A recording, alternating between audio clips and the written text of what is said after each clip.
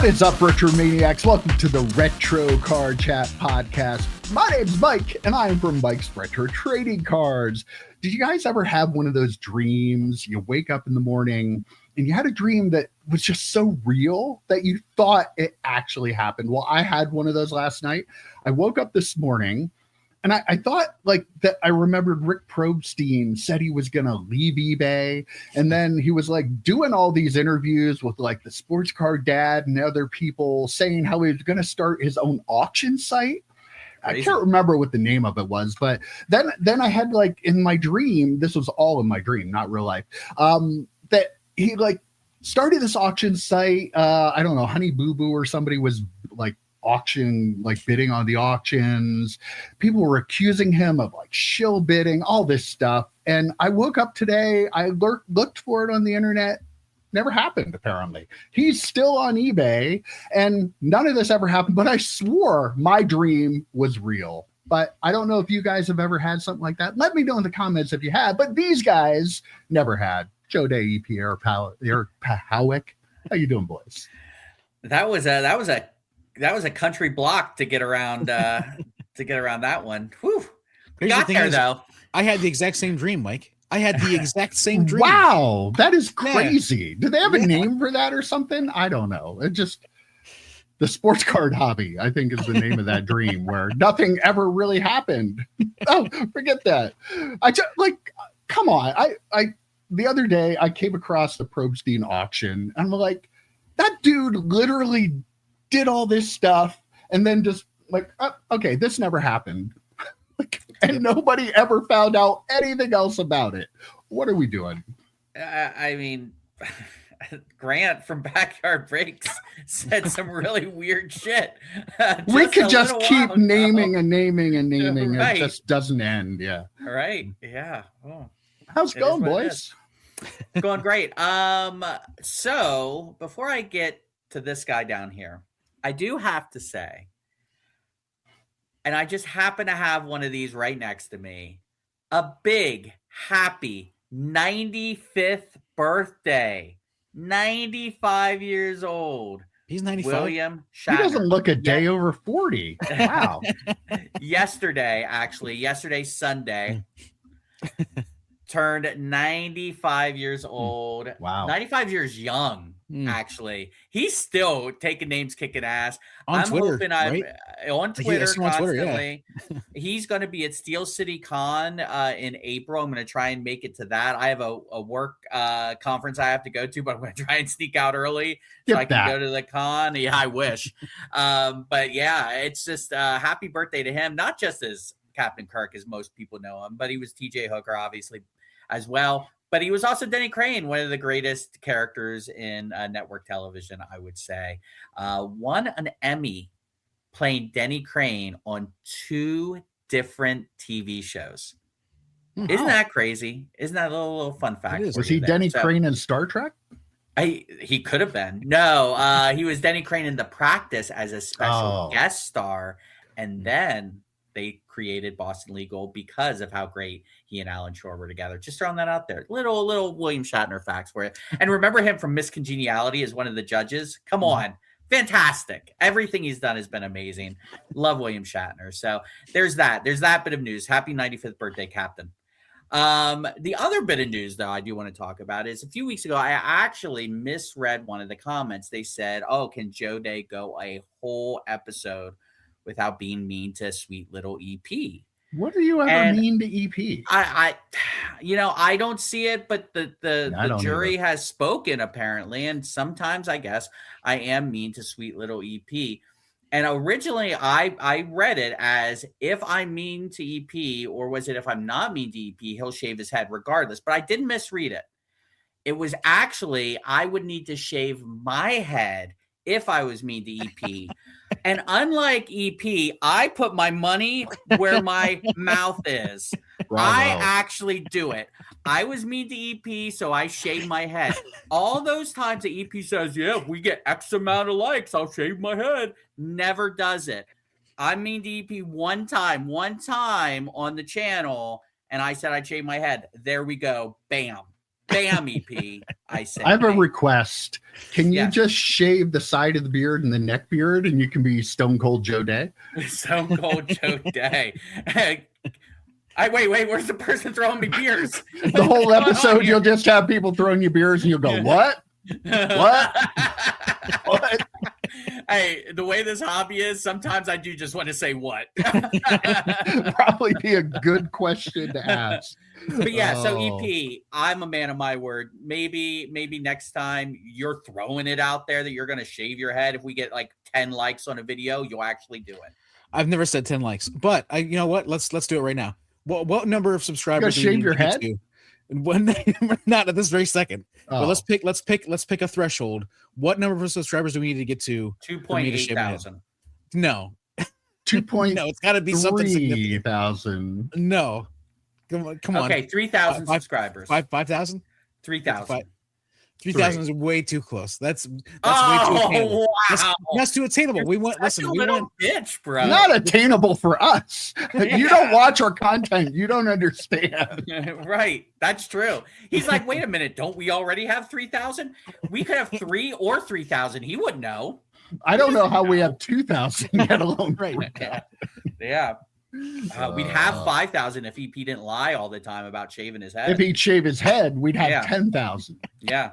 And it's not like his OnlyFans people care about what's going on here. All right. Yeah. They pay me to shave my toes. The fact that you would need to is on brand. Like a hobbit down there. Shut it all down. You have no idea. Shut it all down. I'm done. As Mike alluded to, there's a card show coming up this week. I'm excited about that. I couldn't set up at the last show because I had to eat a raw onion because I couldn't smell anything. So now instead, I'm excited about setting up at a card show for the first time, and I think since like November. Does that sound right, Mike? It's been a while. Yeah, it's been a while. So I'm pretty excited about that. Pretty pumped. EP, Mike alluded to that before we started recording. Did he? So that feels like Patreon content you're just trying to give away for free. I mean, at this point. Well, no, we're trying to send people to the Patreon to send you this stuff. Okay, good call, EP. Right. That's what you'll get from the Patreon. Mike talking about what he's going to eat after he leaves the card show. How much does that cost a month? At $5.99. Yeah, $5.99. Yeah, for all this extra content. We don't really have one yet, but no. If we did, it would be gold. Comment down below if you would get on our Patreon. Yes. To see all the good stuff you don't get to see in our videos every week. Sorry, EP, I interrupted. Did you get a haircut? That's right. I did. Yes. Yep. Got a haircut yesterday. It's a little excited. Yeah. Should have gone a little shorter. Why don't you just cut it all off? There's not much there. Think how excited everybody would be. See, that's the thing. Like if we get let's come up with like a realistic number. I'll definitely shave my head. It'll grow back. I'm not worried about that. So okay, 5,000. We'll stick at 5,000. We'll never get there, so you'll be safe. So. All right. If we get to 5,000 subs, I will shave my head. It's right there. It's like we could tell him we got to 5,000. He wouldn't know. You never know. I would double check that one. I would. That's the way we get him to actually read comments. But Joe, there are ways to get to 5,000.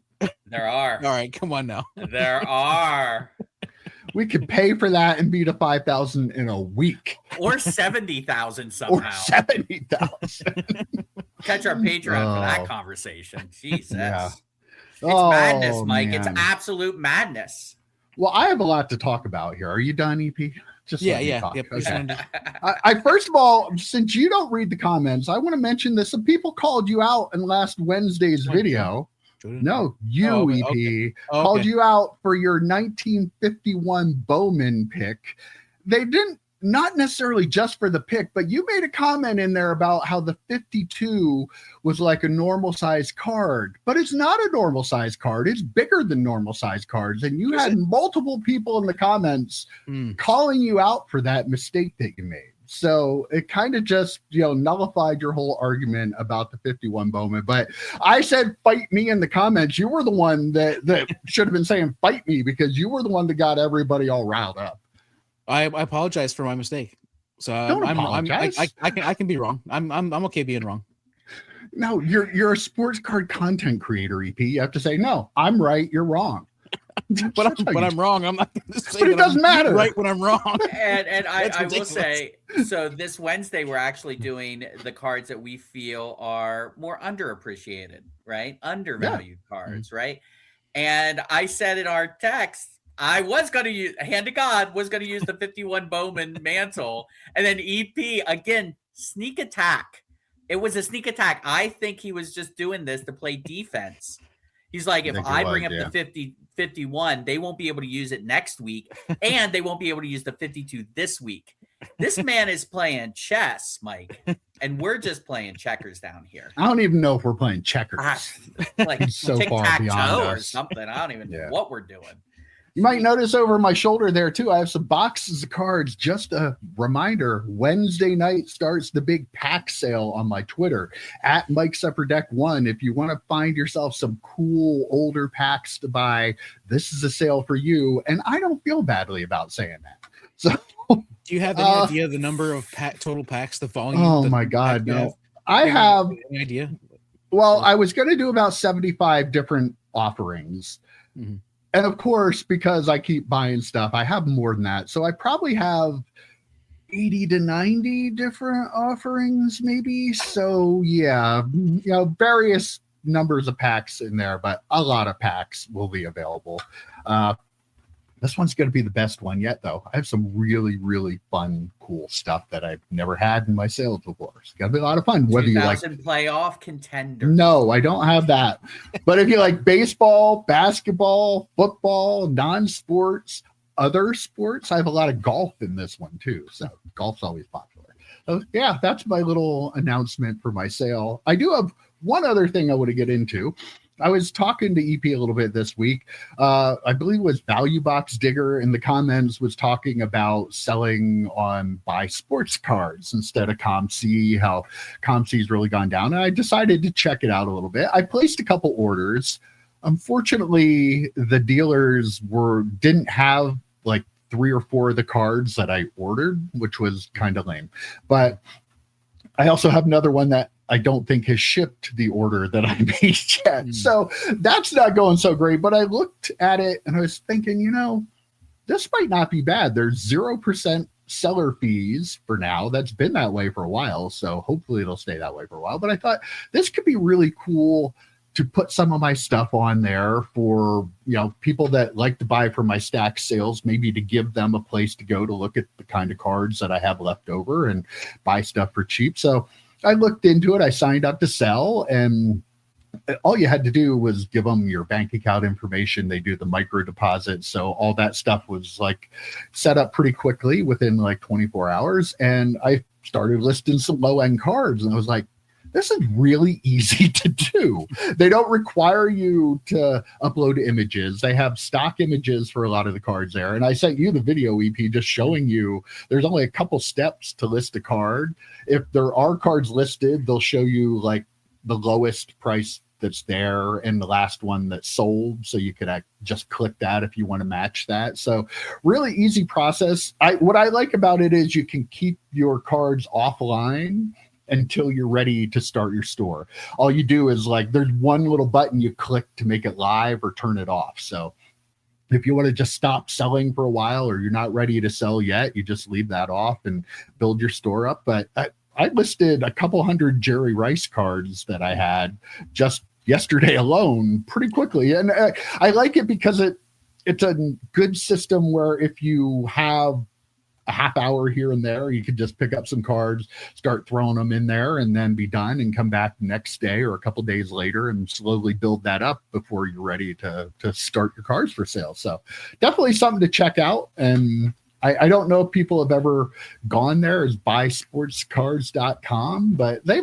have over 1 million cards. It's not a big site yet, but you can find especially low end cards of pretty much anybody you're looking for. So pretty cool. Are they a sponsor? What just happened here? Are we getting a taste of this? What's going on here? We're just they're not yet. Websites left and right. It does sound really, really great as a seller. As a buyer, though, let's wait until you get those cards in before we make that determination. Yeah, I'm not ready to commit that it's good for buying. There are a lot of sellers that do what I do with a lot of the low end stuff with a big store, that they sell on multiple platforms. And I wonder if that person that didn't have your cards probably sold them on eBay, just never bothered to take them out of their inventory on the other website.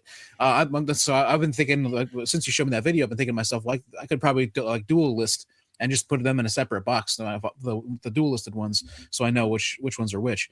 But yeah, that sounds interesting. Sounds like something I should definitely look into.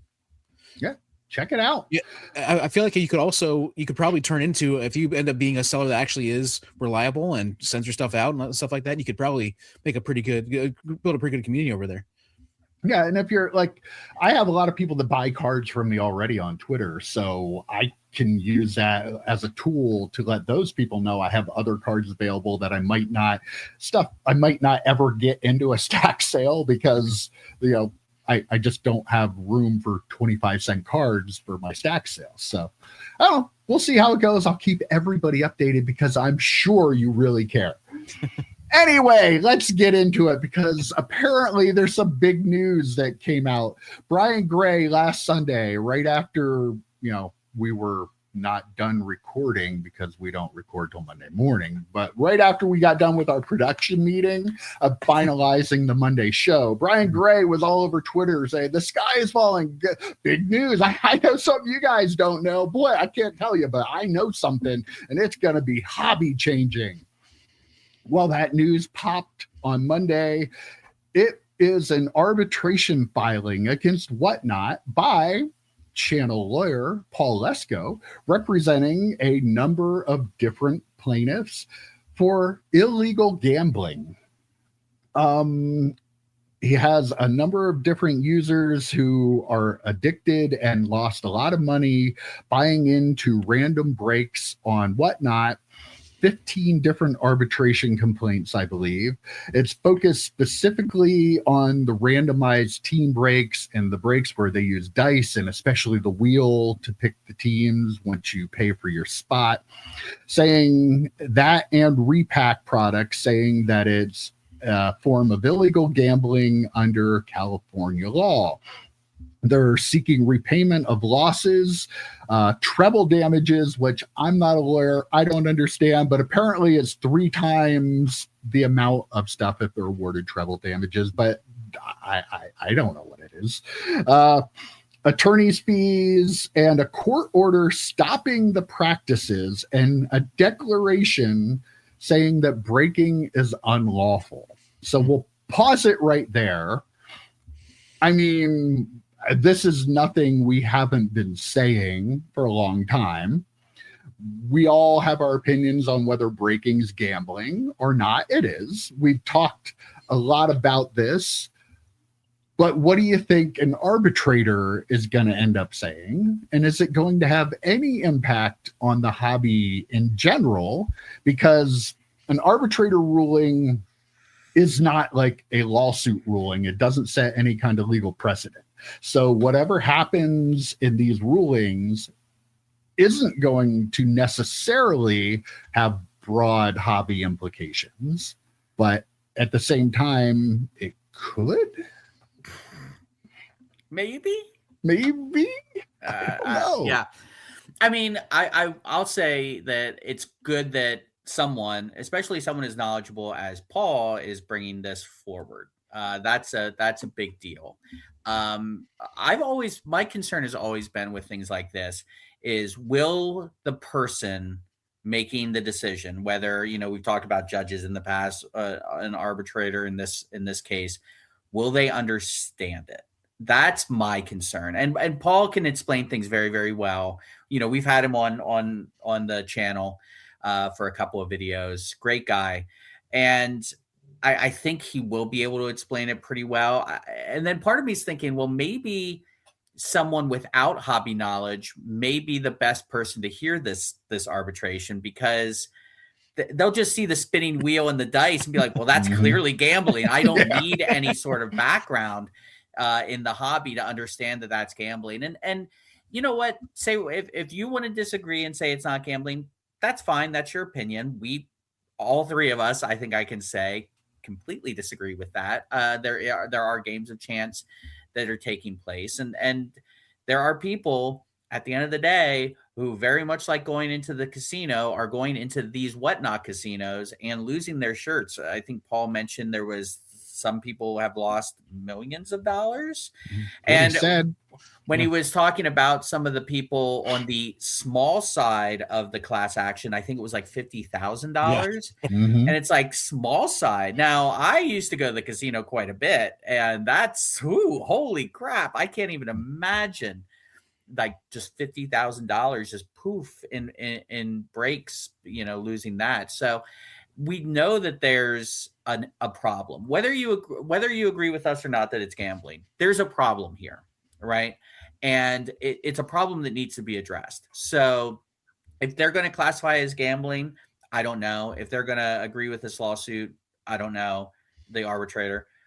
But what I will say is, regardless, there is an issue that needs to be fixed here, because lots of people, you'll see those gambling commercials where the guy is late to his daughter's birthday. There are balloons in the back seat and he's digging for change to go back into the casino. That's happening in the card world. And if you're okay with that, you're part of the problem, So hopefully this at least shines some light onto it. And the folks that have been involved, or I'm sorry, the folks that have used WhatNot, try and get involved in this, basically what amounts to a class action. Reach out to Paul if you're one of those people, who only lost $50,000, I guess. If you're one of those people, I'm sure Paul's contact information is out there to the world that you can. And if you use WhatNot, one of the big things that Paul, I'll just throw this out here right now, is WhatNot is also changing their arbitration terms, which I guess right now that they pay part of the arbitration fees, where that will all be on anybody who files an arbitration claim. So you only have until April 4th to opt out of it. I looked at it. There's you have to send them something in writing via email or by regular mail saying that you want to opt out of this. So definitely ask him if you're able to, or look at the WhatNot terms and see that. So if you are a big WhatNot user, that you can opt out of this. So if you ever get into a situation where you want to file something with an arbitration filing, you won't have to incur all the cost, because it's very expensive. And they're doing this on purpose. Big companies force things to arbitration on purpose to keep things out of the court system, to make sure that any kind of judgment against them is just a civil judgment and it doesn't change their business practices. It's how the tobacco industry did it. Yeah, it's how all of these big companies do it. They force you to do that. And now they're going to force it to be a financial burden on anybody who wants to say, hey, you guys are screwing me. They're like, yeah, do something about it. So sorry, broke in there. Go ahead, Ethan. No problem, Mike. I definitely check that arbitration. Check out their rules. I mean, that's something. It's one of those things where we all sign up for these things. We click okay, yes, just because we want to get in there and start buying cards or whatever. But that's one of those things that you should look into, especially in light of what's going on with Paul Lesko. I wanted to say, Joe, I think part of the issue is the perception, right? Because our perception is this isn't gambling, this is cards. So it's not gambling. So I can spend $50,000, I can spend $1 million, and that's when they realize, oh crap, this is actually gambling. And once you get to that point, that's one of the issues. And I think for as much as this isn't going to change, it's not going to set a precedent, it's not an actual court ruling, I think this is another step toward those things, toward regulation. People are going to see this, and they're like, some people are going to see this. Hopefully some people with some clout, people that can actually make some sort of legislation or whatever to get something taken to kind of take care of this stuff. Because again, as the numbers that we just that Joe was rattling off, millions of dollars and $50,000 at the minimum at the low end, like this is a real problem. This is a huge amount of money that's being spent. And yeah, hopefully this is the first step, or one of the first steps toward getting that stuff taken care of. Paul said that what constitutes gambling is having consideration, chance, and prize, which your consideration is you're paying an amount of money. There's an element of chance, which there is with the random breaks, and you get a prize if you get the San Antonio Spurs, or you get the Dallas Mavericks at a basketball break. You get the good team. There's a prize there because you're getting potentially the best players in there. So, and this is geared toward the random breaks. It doesn't have anything to do with regular team breaks. Kind of in that situation, he's saying you're buying a team, so it's not really gambling because you're paying and you're going to get the cards from the team. But when you have a big wheel and you're spinning it for everybody to get their chance of who they get, clearly does change what a break is. And this is what has happened to breaking. Sadly, more and more and more of it is all the duck races and the wheels and the dice and any other way to make it more casino-like and more gambling-like, because you get more people to be involved in that. And it's easier to fill a break. It's easier for a breaker to fill a break with random spots than it is to sell teams, which that's the thing though, EP, that makes me think that unless there's more that comes out of this from a government level somewhere, that no matter what happens here, I don't think it's going to change anything, because Fanatics Live allows you to have wheels and stuff like that. So they're not going to say, well, we'll make less money because of this arbitration ruling. Somebody's going to have to do something. And I do believe Paul, in the interview he did with Darren Ravel, did say something about that. I believe if this is ruled in their favor, then they would consider a lawsuit outside of the arbitration to try to make a broader impact with this. That's really, though, what it's going to take for it, I think, to have. I don't think the arbitration ruling in and of itself has any impact on this hobby, because the hobby's the hobby. People are just going to keep doing whatever they can do to make money. We've seen it over and over. I joked about Rick Probstein and Snipe at the beginning of the podcast, but I mean, it just happens all the time and people just forget about it. So I really hope that this won't be this happened and it's forgotten about. But let's be real. The odds are this will be whatever it is and people will forget about it. Since you mentioned the interview with Ravel, I do want to make mention that, Mike put it on for EP because I clearly watched it beforehand. So Mike played it for EP and I watched it obviously the second time. And just like when I watched it the first time, I thought to myself, does Darren Ravel work for WhatNot? The way he was like questioning, does he have stock in WhatNot? The way he was questioning Paul Lesko is very, I don't want to say dismissive, and he clearly had a slant.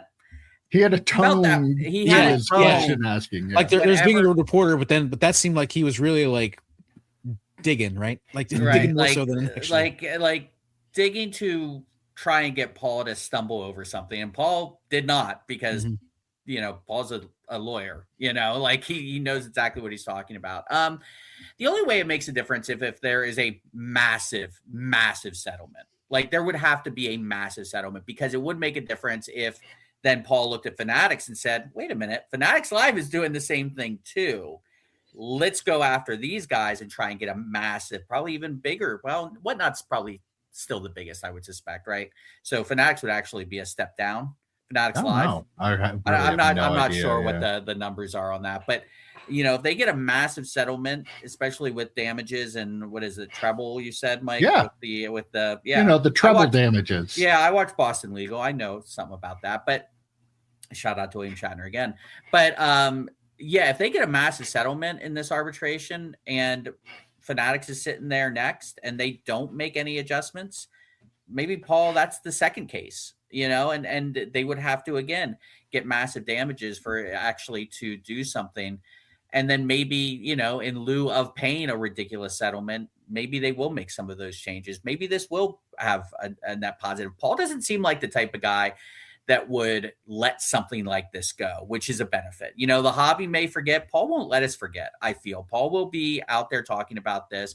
He has a very good social media presence. So I really don't think it's going to be something that usually is kind of just forgotten, like the Snipe thing. Because, again, I have faith in Paul. I'll just put it out there. I have faith in Paul that he will keep this alive. I also have faith in him that like he waited till he had all the ducks lined up in a row before he like set out to do this. Like I feel like he is set, and I think he really believes that he's going to win it. Right? Like this. There's no question in my mind that he thinks he's going to win this. And so so yeah, Mike, I do agree. Like I said, the first step is not necessarily like an actual step, but it's just like getting us closer to where people start paying attention. And I agree that the a massive settlement would help with that, but that would also make the people who are losing money on the other platforms be like, wait a minute, did you just see what happened there? And then, like you said, that leads to more people coming out of the woodwork and kind of saying, hey, we got to do this. Then the that next biggest one has to be Fanatics, right? Right. And so I could see that just the just people kind of like whooshing in and signing up for the next one. The one other thing he brought up too is something we've talked about so much is the spending limits and the self-exclusion and how they have no option to do that. None of these do. As far as last time I looked at Fanatics Live, they didn't have an option to do that either. I don't know if that's changed because I haven't looked specifically in a while, but I know when I did, I saw nothing there to be able to do that. And like, again, what are you going to say though to the people that are like, yeah, but you knew what you were getting into and you lost money, and now you lost money and you're trying to get it back because you knowingly did this. What do you say to those people? That's because that's a big argument I hear from the people who don't agree with it. They and all, for the grace of God, they have never been hit with any sort of addictive personality situation. I mean, have some empathy, bro. Like that's what I would say. Like, and we're in a world that not too many people have it, for a lot of reasons. And they kind of feel like they can just say whatever they want and be assholes. But if you have a addictive personality and, you get caught up in this stuff, and then not just, again, it's the dopamine hit is the thing. And if chasing after the Spurs or whoever the great, the Patriots and, I don't even know who the great teams would be anymore. I'm so out of sports cards, but like, if you get into it and you start getting that dopamine hit, it's just, it is what it is. I will say one thing about the spending limits, and someone may comment below and say, oh, well, WhatNot has a spending limit. And I didn't know that they had any sort of spending limit, but apparently from that interview with Ravel, Paul did say, yes, there's a spending limit, but you can change it at any time. You can make it go. So it's not really a spending limit. And, to those people too, you know what you were getting into. Well, yeah, sure. Fine. People that go into the casino know what they're getting into as well, but they actually have guardrails at the casino. If you self-exclude from a casino and you go into that casino, you will be arrested. You are trespassing. They have nothing like that for the card gambling aspect. They have nothing like that. So it's if we're going to play by the same assumption, which I think a lot of people do, that breaking is gambling, especially the random the random team style. If we're going to agree on that assumption, that basic assumption, then let's just have the same guardrails in place. What that doesn't impact you as a buyer. It doesn't. No one has proven to me how helping someone else with guardrails on their addiction somehow makes your life worse. No one has explained that to me. So until you do, just shut the fuck up. Good advice. Yeah, definitely. Again, I think it's not necessary. I mean, having an addictive personality definitely leads to it, but I think it's even more than that now with the way our society, we're scrolling on apps, or we're getting that dopamine hit every time we flip our thumb up, right? Our society just like built on dopamine hits. When those people that now go to a casino, it's probably more likely that these people are going to get addicted, or maybe just they want that dopamine hit. And the same thing with you see a lot of the advertising online for like DraftKings and that sort of stuff, and they're preying on that. But in the sports card world, we're not gambling. It's not gambling, so we can do it. Even though literally every tactic they use, and like not every, but like most of the tactics they use, a lot of tactics they use are the same things that they use for it's predatory. To draw in gamblers. They the same thing. Yeah, he was talking about the getting the tickets from Fanatics Live or whatever instead of getting repaid or something like that. Like just like when they were trying to get out of being part of it, they would send them $1,000 in Fanatics cash or whatever instead. Yeah, it's just which like is the same gambling. thing DraftKings does. It's the same thing Mm-hmm. DraftKings does when you try and self-exclude from DraftKings. They will try and get you back in by sending you, Last Week Tonight did a great thing about sports betting, and a lot of the things that they do there they're doing exactly in the card world. the same. It's the same thing. To all the people too, they're like, "Oh, do you want the government sticking their nose up?" When it comes to gambling, yes. Like, you're an idiot. I'm sorry. If you are I don't want the government sticking their nose into the hobby, you're an idiot. I'm sorry, but you're an idiot. You already have legalized gambling. People, it doesn't seem to be hurting the people who want to gamble. You're able to do it. If you want to do random breaks and it was regulated, you'd still be able to do it. There wouldn't be a wonder of, oh, is this illegal? Are they going to not let me do this anymore? I would rather want to know that the person running the break has to do it on the up and up instead of just being able to fix it any way they want to.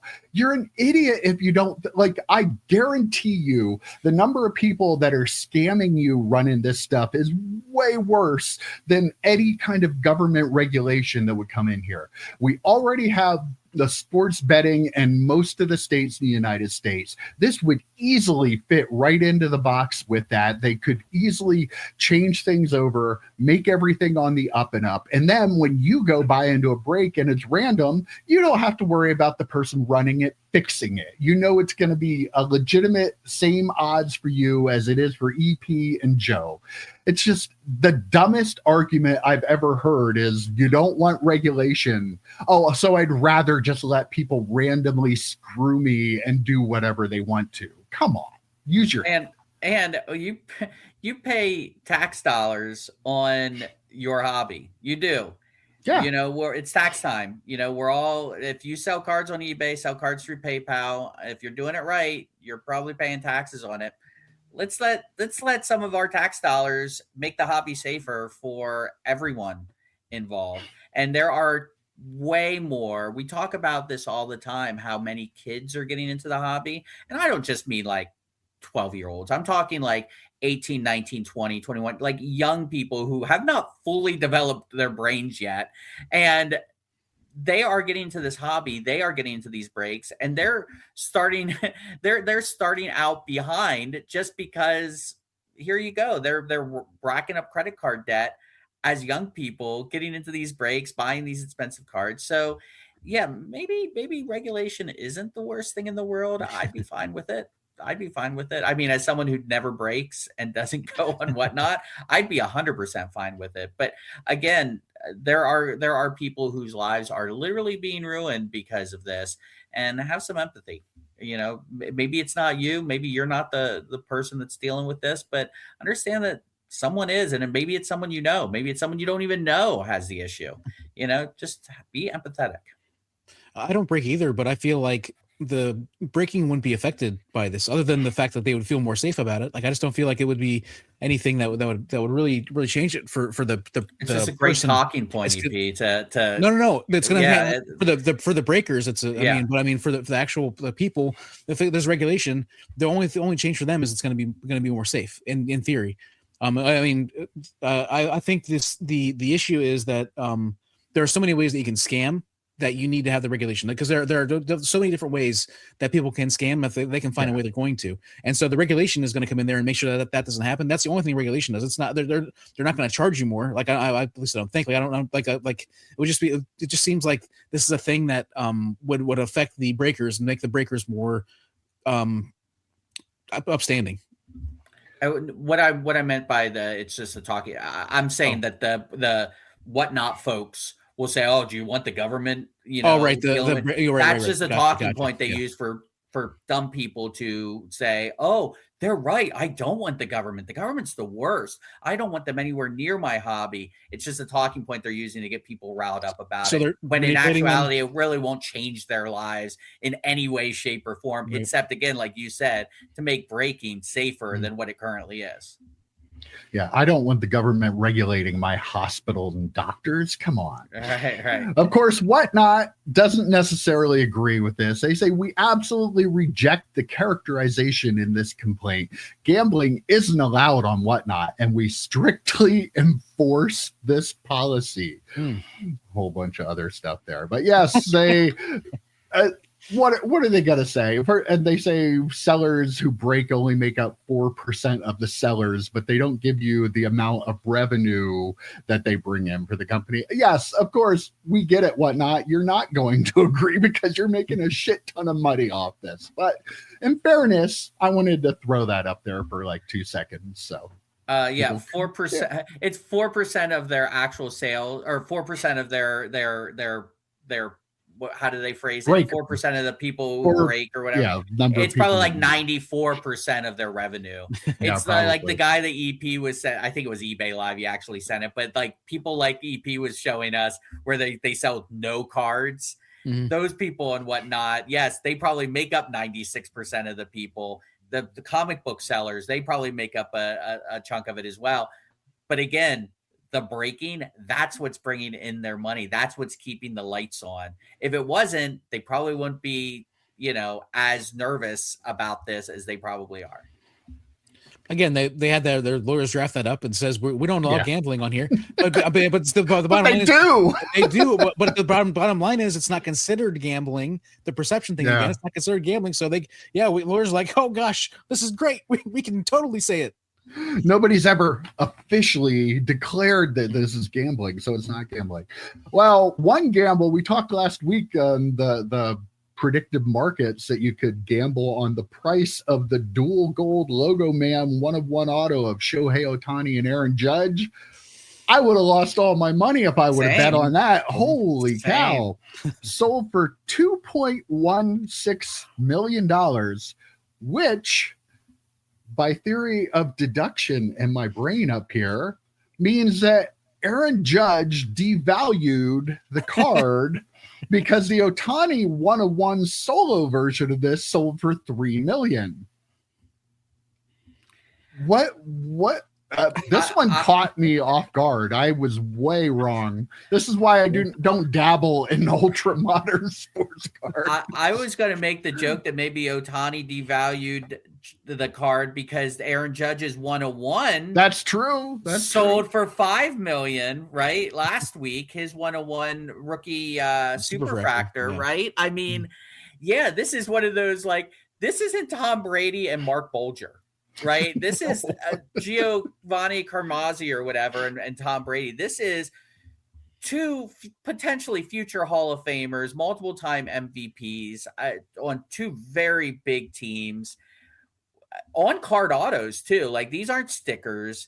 They're the game used patches. Like this, describing this card to me, I would have guessed.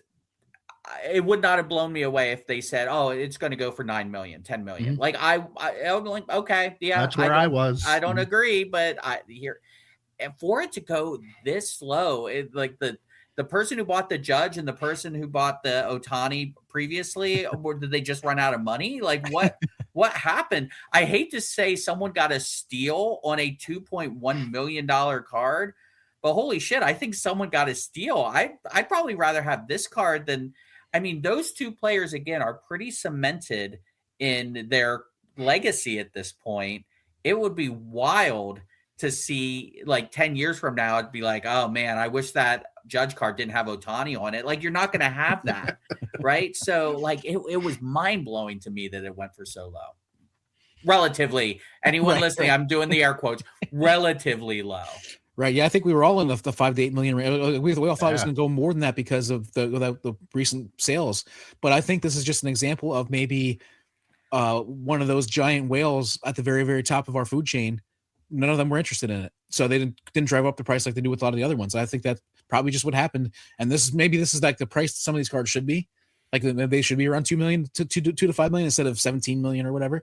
So one other point, I mean, not to bring politics into this at all, but the market is down quite a bit. Do you think that, not the card market, but the market is down quite a bit? I don't know. Maybe some of the folks who are usually the ones who dabble into cards like this, maybe they lost a little bit of their cheddar cheese, and they didn't have as much to blow on something like a card. I mean, blow on this exciting new asset class. This exciting new asset class, because their old asset classes have tanked over the last week or so. So, I mean, that might play into it as well. I mean, there are rich people with a lot of money, sure, but maybe when their actual money is not performing as well as it usually does, they don't have 2.2 million to outbid the guy who paid 2.1 million. But if you're the guy who paid 2.1 million, you're feeling pretty decent about that purchase. Yeah, I would guess. Well, luckily for those people that lost all their money, the Ohtani Judge non-autograph dual LogoMan, which is numbered to 4, is up for auction on Heritage Auctions right now. An 8-year-old collector, we'll call him Bo, because that's what they call him in the story I read, from South Carolina, pulled the card from 2 mega boxes that they bought from Amazon for $70 each. So that's going to be a good return on investment for Bo. It's $50,000 already on auction. One of these sold in January for $164,700. So maybe the guys who couldn't afford the autographed one will be in on the non-autographed one. Now, a couple more of them. There are 4 of these, but maybe that'll be the path. I'm not making any predictions on this card. I have no idea. Clearly, we do not know what we're talking about. Where do you put the line? Where's the line? Where's the over-under line? What was the last sale? 167. 127,000. 127 is what I'm putting the over-under at. The last one was 164. Okay. I'm going to go, the line is $164.50. $164,000.50. That's my over-under. I'm going to say 200,000 because that person who missed out on the auto is going to try to get one of these. The guy not missed out. He couldn't afford it anymore. Yeah. Right. Yep. I feel so badly for those poor guys. He has a huge SUV, and the gas was just well, that's expensive.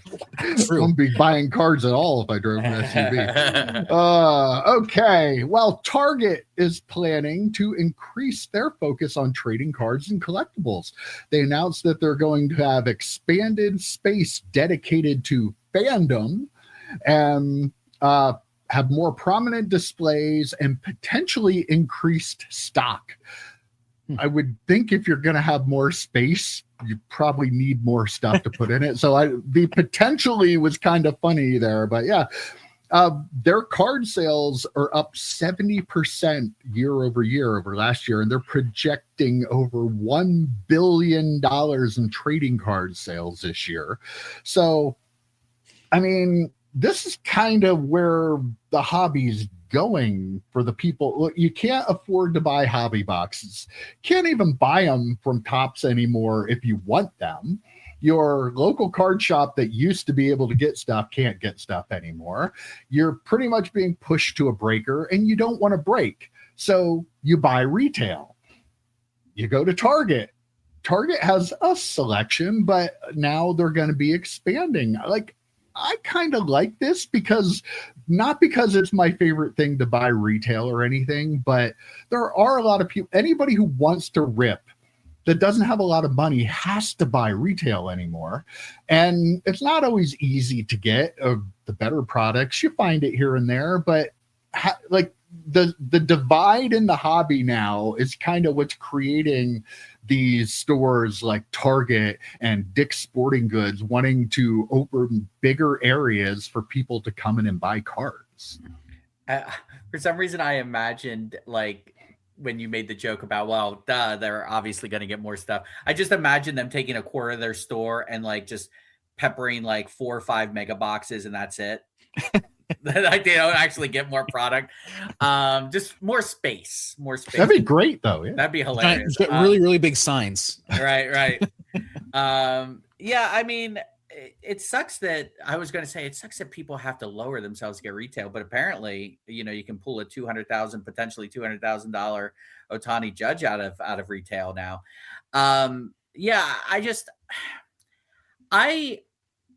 I used to call Jeff Wilson's Card HQ like kind of like a Walmart type of like, you know, the employees don't really know about cards. Remember, they weren't negotiating prices. Employees don't know about cards. And now it's like stores like Walmart, and maybe Walmart now in the future as well. If Target's doing this, stores like Walmart are turning into your local card store, because your local card store, especially for sealed stuff, just can't get anything. And it's a real shame. And you know, you're going to have to go out and buy a mega box for, what do they cost now? $60, $100? Some of them. Yeah. I mean, I mean, so you're going to have to go out and spend $100 on something that probably is worth $30, maybe, if you're lucky. And it just takes me back to when the big boom was happening, and there were like people with guns outside of Target trying to get all those cards. Remember that? I do. Days? Yes. Yeah. And it's like now Target, like 5 years later, is like, okay, let's just have more cards. So, you know, if there's any fights, at least we have more stuff that people can come in and get. But yeah, the hobby is turning into like, so you can either try and get into a break, like you said, Mike, or you're reduced to getting retail. There's no really in between. And that's a shame for people who collect sports cards. And it's one of the reasons I don't collect sports cards anymore. I mean, what it does is, I mean, I bought some retail. Like, I'm okay with retail now. Like, I wasn't a huge. You know what? Back in 2012, I was buying retail. I got both of my Bowman Chrome Mike Trout rookies out of retail boxes. At that point, you could buy actual full boxes of like a retail box. That was a full size box, that's the same as a hobby box. Just had a little bit different inserts and stuff like that, but had the same number of rookies. I think now retail, they're putting more of, maybe not all of, but maybe more of the actual product hits in some of those cards. So you're seeing cards like this Ohtani Judge card being pulled. I think that's obviously there's way less of a chance of pulling one compared to hobby, but the chance is still there. But the difference is you're spending $60 instead of spending like $600 or $1,000. So when you lose your shirt, which you're going to do 99% of the time, when you lose your shirt, you're only losing $60. Mike did a whole series about this. Yeah, I did. Oh, it's a wonder I still have a shirt. Thank God for everybody. I do. Yeah, I mean, it should happen. Like, I don't buy a lot of retail, but it would be nice to be able to walk into my local Target and look to see what they have every now and then. It's costing more. You know, Fanatics, Michael Rubin talked about cutting out distributors. I think he meant cutting out distribution totally to people, because you just can't even get stuff anymore. It's so hard to get product, and they don't make, unfortunately, even if Target has stuff, they don't make the retail versions of a lot of their product that's out there. It's just a select few that they have. So I don't know, with Panini losing all the licenses, it's probably going to be like 90% Pokemon, I guess, and other trading card games. It's probably not going to be much more sports, because what are they going to have? Like, when Panini is totally done and they're not releasing any kind of retail product, what are you going to find on the shelves as far as sports cards go? You're going to find $100 Topps Chrome football blasters, Topps Chrome black basketball blasters, Topps Chrome Sonic basketball blasters. Like, you're going to find all the different Topps Chromes of the blasters. Do you think they're going to make retail of that stuff? Oh, though? Yeah, 100%. I don't know they won't. Yeah. I don't think they will. Oh, I think they're going to. They want that money, baby. They're going to do that.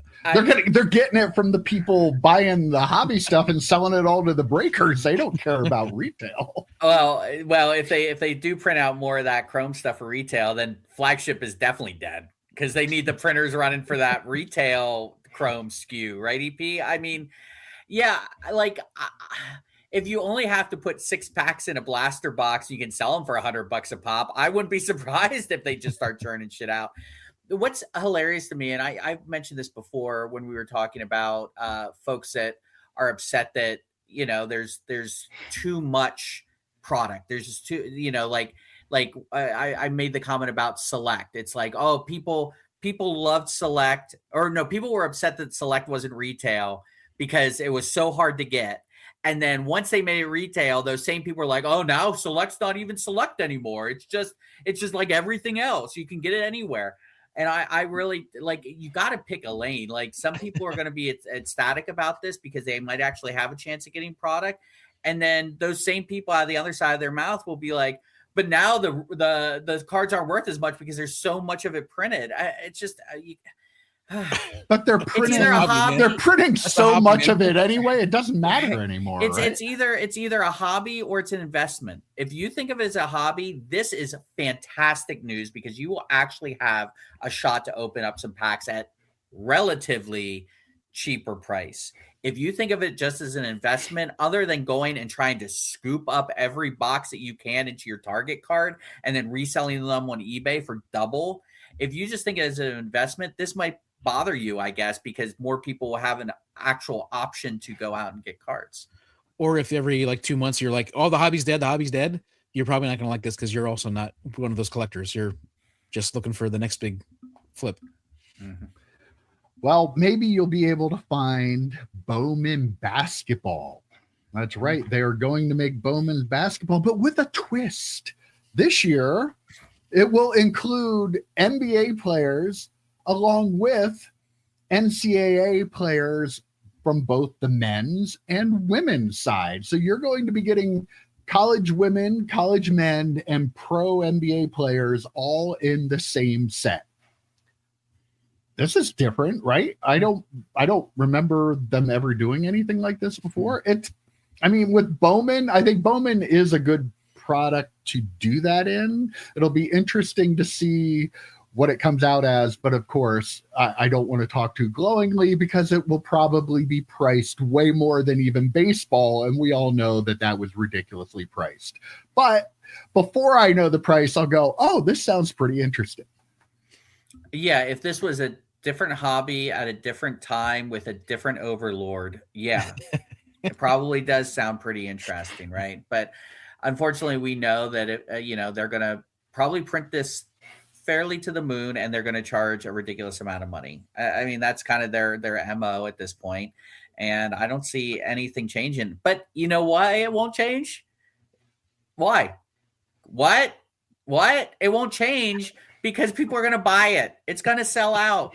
Either individuals are going to try and buy it themselves, or breakers are going to be forced to buy it and sell breaks. I mean, of course. You won't be able to buy it at all from Topps. Right. Right. Like you have to buy it secondary, or you have to buy it through breaks or whatever. But yeah, I mean, don't bitch if you're just going to buy it anyway. As a collector, I love it. I mean, it's very cool. I could just think back to like having a chance to buy like an NBA product that also included Alonzo Mourning like in his college uniform to celebrate the tournament, that sort of stuff. Like that'd be just a cool thing. So, are you fucking kidding me right now? What? I mean, see. It'll be so cool to have players in their college uniforms. Hang on a second. NCAA tournament is different than college football for me. The NCAA tournament has always been like a special thing for me, and so I think that's cool. Joe's done. I'm okay with that. Anyhow, I love the idea for this. They already have the licenses for the college stuff because of Bowman University. Mike's one response to us in this conversation was, yeah, now we won't be able to get Bowman University at a decent price, right? Like that's the issue. Like, so this is going to be $1,000 a box, and there won't be any Bowman University anymore. So and that part's upsetting. As a collector, though, I do like it. That's a smart move by Topps to do this until they price it to the moon, right? But if you're looking to get college basketball cards, I've got great news for you, EP. Right. You can get packs you can buy the Bowman U now. Now, I'm not sure how this is working because they're talking about packs. I don't know if they're meaning packs of individual players or if they're doing packs. I'm sorry, I should have better information, but I couldn't find it on that. But they have NCAA 1-of-1 patches that you can get out of it. Kind of like an MLB debut patch, but it's for college basketball from the tournament. How awesome is that, Joe? This is so unique. I'm so excited that they're finally coming out with something new, a product that's never been seen before. That Michael Rubin, he deserves a pat on the back. Is this going to make grown men weep, do you think, seeing these cards? Some people will probably weep. Yes. I need Joe. What do you got? What do you think about this new innovation in the hobby? I mean, it's basically like, okay, we had one good idea, and let's just do it until Beat it to death. beat it to That death. poor horse. I mean, I'll defend this. Ironically enough, I will defend this because I did say when we talked about the MLB debut patches that patches like this, as long as they make sense. Like I thought they should do them for football. I thought they should for the rookies for football. I thought they should do them for the rookies for basketball. That it should be something that goes across all lines, just like the super refractors did, right? That was the rookie card. Right now, it's these debut patches, so I'm okay with this. This is more like, since they're not debut patches, they're more like the kind of like the gold MVP. Like they're kind of like those patches, or maybe the WWE patches from WrestleMania, kind of more like that. But again, great idea. Have a second idea, maybe? Like, can we have maybe a second idea out of Topps that we're like, yes, that is a great idea. Okay, where's the ping pong ball? What happened to those? Weren't those a thing? They did find a ping pong ball like in real life. So one of them was found. So they did exist or do exist. What did it grade? I don't think it was graded. So they just bounced the slab up and down. Yeah. I like the idea, the same thing like Joe was saying, but also to put it in Topps now. Like Topps now just feels like such a money grab. Yeah, that's a part I didn't mention. Yeah. Like every time you're talking about Topps now, like it feels like that's just a money grab. And the pack thing, I'm not sure exactly what that means either. Is that what you're looking up, Mike? It looks like it's packs because it doesn't. I don't know. It doesn't really make clear either way. But I know that Topps said you can find the patch cards in packs. So it feels like this is maybe something they're releasing as packs and not individual players. But I could be wrong, but I can't find out even looking at the product on their website. It doesn't say for sure. So. That's kind of been their MO too with some of the Marvel stuff. People have been going to their website, like looking for information, and there is like nothing. They are being very, very sneaky boys, trying to keep this from everyone, and then just releasing something with no pack odds, no sort of how many packs, what hits you're going to get in a box. Yeah, they've been a little sly with some of their stuff. Mike, did you see a price on these Topps Now basketball? He's getting his credit card ready. There's no price either. No, okay. There's no price yet. You can get notified. I believe they come out the 23rd. So when is that? Today? 23rd of March. I think it's today. I don't know what get your credit card ready. Yeah, get going. Get on the line. What do you think? What's the price going to be? What do you guys think? $20 more than what we want to pay. Yeah. If they're by packs, they're probably what, 25, 30. I was gonna say 50. Well, they're 10 or they're 10 or 15 per card usually. So it's got to be like 50. Jeez, I don't know. I've been all over the place. Who knows? Well, one thing maybe you should get your credit card out for, EP, is to buy some Coca-Cola. Gonna buy some Coca-Cola? Yeah, buy some Coke, because I generally pay for Coke in cash. Don't want to put that on a credit card. You're probably, what are we talking about? Probably shouldn't. Anyway, Panini will be having World Cup stickers in 1 billion bottles of Coke and Coke Zero products for the World Cup. There will be 12 stickers total in the set, and you'll be able to find the sticker apparently underneath the label on the bottle.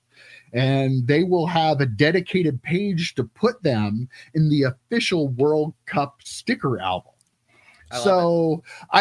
We've talked a lot about food issue stuff. I'm not into soccer. I don't really care a whole lot about it, but I love this. This just takes me back. This is how they did it in the early 90s. You'd open something up. Oh, I got a card. Now you're going to be able to get a Panini soccer sticker on your bottle of Coke. Not only is it a throwback to the 90s with food, it's a throwback to Panini This is how Panini started. They were stickers with sticker books. People didn't care about grading these things. They would get them out of packs and they would literally take them out and pull the sticker and slap it on sticker books. Like, this is a throwback. I love that they're doing this. And, you know, 1 billion sounds like a lot until you realize it is the most watched sport in the world, especially around the World Cup. Americans actually watch it during the World Cup. That's how big soccer gets during the World Cup. Yeah, Rob will make me watch the U.S. matches. Luckily, the men's team is terrible, so they'll probably lose in the first round.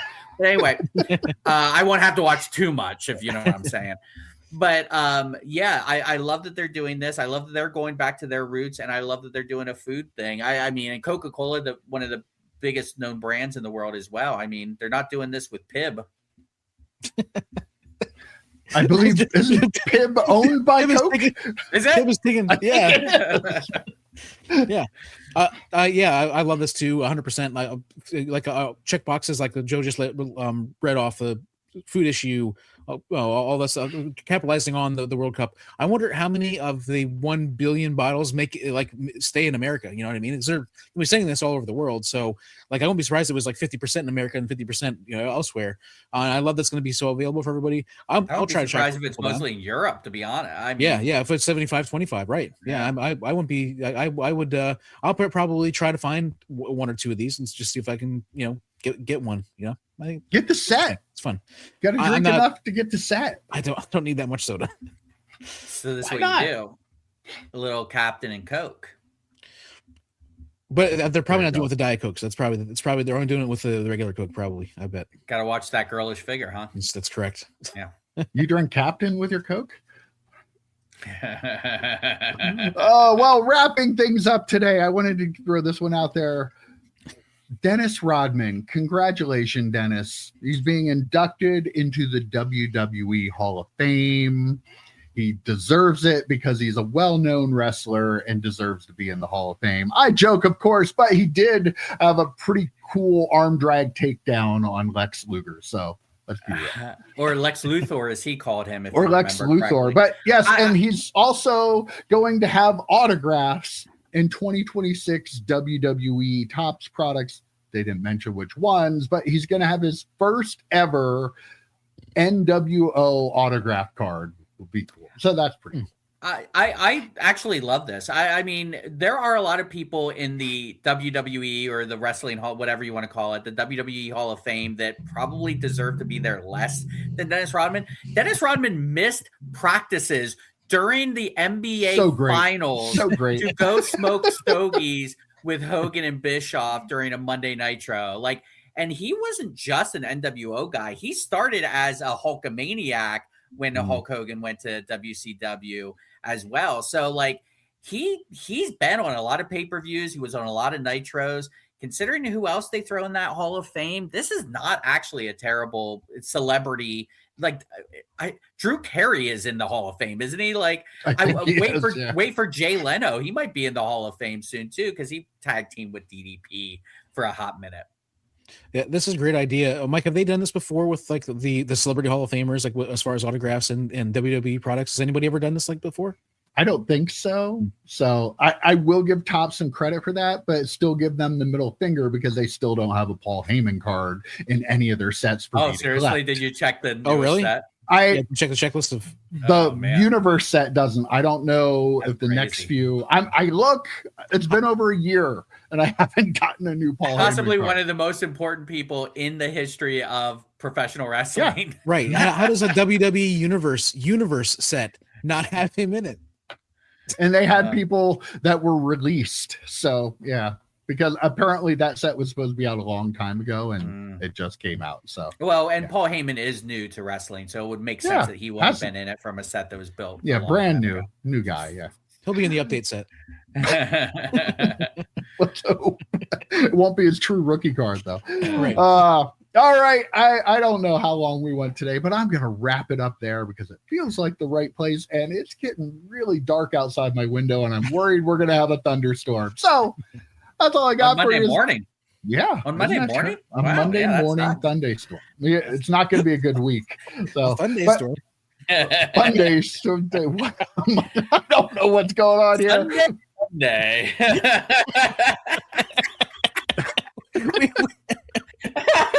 Why do you watch us? Why? I don't know why. Just for this right now. If you're still watching, comment down below Sunday. Sunday. Yes, Sunday. Sunday. See ya, boys. Adios. See you next week. Take care, boys.